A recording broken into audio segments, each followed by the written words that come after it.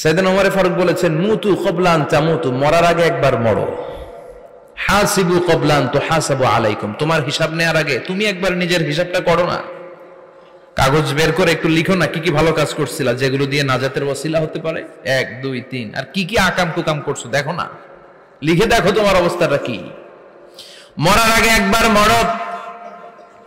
মরার আগে খাটের মধ্যে শুয়ে শটান করে চোখ বন্ধ করে একবার মরার ভান করে দেখেন কেমন লাগে। চোখটা বন্ধ করেন আর ভাবেন আপনি নাই, কি কি হতে পারে ভাবেন।